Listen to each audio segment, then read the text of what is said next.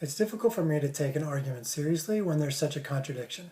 So I saw in the same thread that I spoke about yesterday, one person said that girls need to train differently than boys because an adolescent girl and an adolescent boy are different, which I would agree with. Although I do think that many of the things that an adolescent boy needs are similar to the things that an adolescent girl needs in terms of the training and strength development and overall athletic development.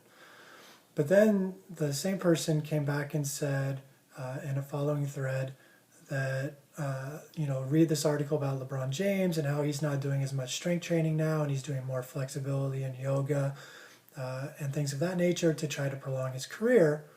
And that's what adolescent girls should be listening to. They should be following the advice of LeBron James. So on one hand, adolescent girls need to train differently than adolescent boys, but instead they need to train like LeBron James, who's probably the biggest outlier of all male athletes that you can imagine. The bigger point to me is you can't look at what an NBA player does, and especially an NBA player in his 12th or 13th season, and think that that is exactly what an adolescent, high school, undeveloped player needs to do. LeBron James has lifted weights over a period of years. He's developed strength and power over a period of years. He's pretty much past his peak of athletic performance. And to me, that's different than his peak of basketball performance. But simply looking at purely athletic measures, regardless of his training, he's unlikely to get faster or jump higher. He may be able to increase strength past his age. He may be able to increase endurance capacities past his age, as you tend to see athletes are able to prolong their careers a little bit longer in endurance type events such as a marathon and in pure strength based events like powerlifting. But in terms of basketball specific athletic performance, he's probably gotten to his peak and is on the downward part of his athletic base of his career.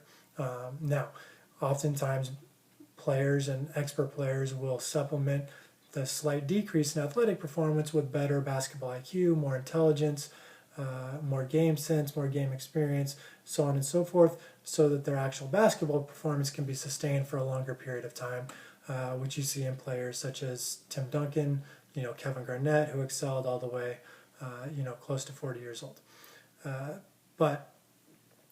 So what LeBron James is doing to try to lengthen his career now is not the developmental side that an adolescent player needs to be training to accomplish. So an adolescent still has that long period of growth that needs to occur for them to reach their peak athletic potential or anywhere close to their peak athletic potential. So an adolescent needs to get stronger, faster, develop more power, jump higher, jump further, increase their endurance capabilities, their anaerobic qualities, their aerobic qualities. All these things, very few, if any, adolescent athletes are nearing their peak of any of these individual athletic qualities. Instead, a 14, 15, 16-year-old athlete still has 8 to 10 years of development to get to, towards their peak of, pure athletic performance.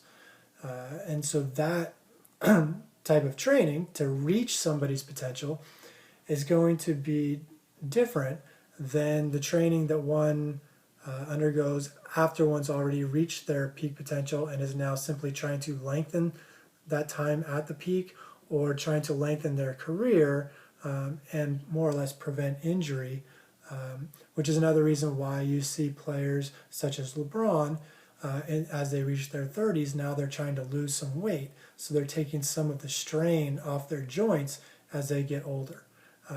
Whereas when they were 18, 19 years old, they were trying to add weight because they were trying to add strength, add power, add some size so they're able to, handle the physicality of the game when they're 18, 19 years old, because that's typically what a young player needs. Whereas a 32, 33, 38-year-old with somebody like Tim Duncan a couple years ago who was trying to lose weight as well, they're simply trying to take some of the strain and some of the physical toll off of their joints by losing some weight. So again, the needs of an adolescent athlete are markedly different than the needs of an NBA player, and especially an NBA player past 30, let's say. So saying that they're using what LeBron's doing at 32, 33 years old as justification for changing the training program of a 14, 15, 16-year-old athlete is, looking at the wrong model.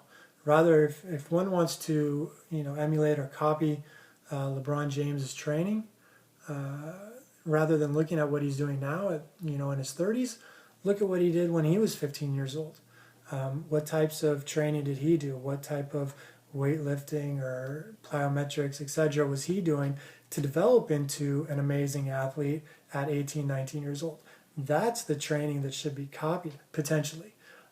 Maybe what he was doing shouldn't be copied, and he's just, a genetic freak, and, anything he did, he adapted to and helped him develop, and maybe the same thing won't work with another athlete because every athlete's going to adapt to training differently. And there's going to be non-responders, and some are going to be high responders. And so maybe LeBron's a high responder, and anything he did, he grew, developed, added to his physical capacities, regardless of whether it was, good training, bad training, well thought out, not thought out, etc. So it's potential that what he did when he was 15, 16 years old shouldn't be copied by a young athlete just because, different physiology and different anatomy and different genes, and another player needs different type of training. But if you're going to copy what he's doing in his 30s or what he was doing when he was a teen, you need to look at what he was doing in his teen years to develop into an athlete, because the adolescent athlete is still developing. The 30-year-old NBA athlete is not really developing at that point. They're maintaining and they're trying to lengthen their career, trying to prevent injuries, trying to reduce the strain on the body, etc. The adolescent athlete needs to increase the stress that their body faces so that they can adapt to these increased stressors and continue to grow and develop and get better and increase their athleticism and their athletic qualities throughout their teens and into their 20s so that they can reach somewhere close to their peak of athleticism or athletic qualities somewhere in their mid-20s if they're still, have that opportunity to, go after a professional career. So again, adolescent athletes are not professional athletes. Adolescent athletes are not athletes in their 30s. The training is different. Focus on what an athlete and an adolescent athlete needs to develop and grow at that age and that stage of development, and don't worry about what 30-plus-year-old athletes are doing in the NBA.